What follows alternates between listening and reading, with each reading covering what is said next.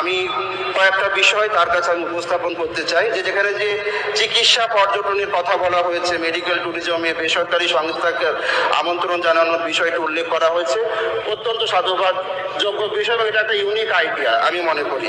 কিন্তু কথা হচ্ছে যে এই যে বেসরকারি সংস্থার উপরে যে নির্ভরশীলতা, অর্থাৎ আমরা কতটা নির্ভরশীল হতে পারবো এবং যে প্রান্তিক মানুষের যে চিকিৎসা ব্যবস্থাকে যাতে আরো ব্যয়বহুল না করে তোলে, আশা করি সরকার সেদিকে উল্লেখ করবেন এবং সরকার 50% শয্যা বিনামূল্যে বা ভর্তুকিযুক্ত মূল্যে পাওয়ার কথা বলেছেন এবং সেই শয্যাগুলো সত্যি সত্যি সাধারণ মানুষ পাচ্ছেন কিনা তার সঠিক তদারকির জন্য শক্তিশালী ব্যবস্থা গ্রহণ করার জন্য আমি আহ্বান জানাই।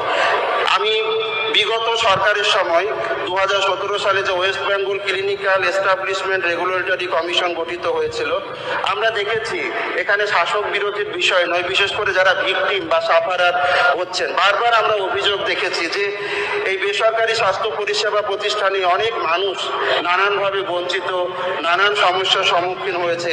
তো এই কমিশন বর্তমানে কোনো রকম সমস্যা হলে পারে তার সেটা নিরসনের জন্য দৃঢ় পদক্ষেপ গ্রহণ করবে, এটাকেও আমি আশা রাখি।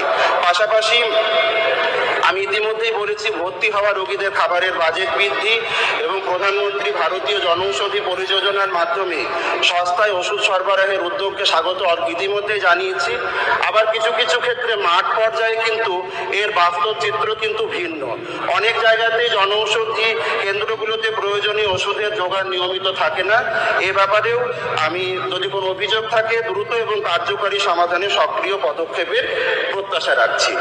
আমরা অস্বীকার করতে পারি না যে আমরা যাদের RMP বলি, রেজিস্টার্ড মেডিকেল প্র্যাকটিশনার বা গ্রামীণ চিকিৎসক, আমাদের স্বাস্থ্য ব্যবস্থার একটা বিশাল অংশের মানুষ, বিশেষ করে গ্রাম অঞ্চলের মানুষজন এখনো পর্যন্ত তাদের উপরে কিন্তু নির্ভরশীল।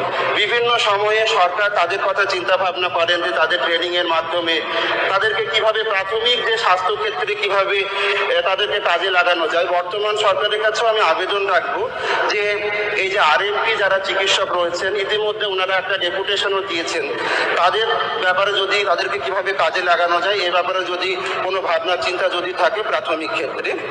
পাশাপাশি বিভিন্ন হাসপাতালে যারা অস্থায়ী কর্মীবৃন্দ রয়েছেন তাদের হয়তো সরকার এই অবস্থাতে হয়তো স্থায়ীকরণ করা সম্ভব নয়, কিন্তু যাতে পারিশ্রমিক যাতে কোনোভাবে যাতে বৃদ্ধি করা যায়।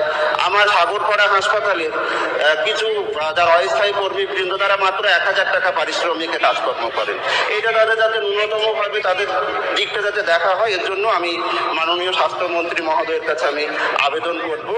পাশাপাশি অত্যন্ত আশার কথা, এর আগে আমি যখন সদস্য আপনার সময় শেষে পেনশন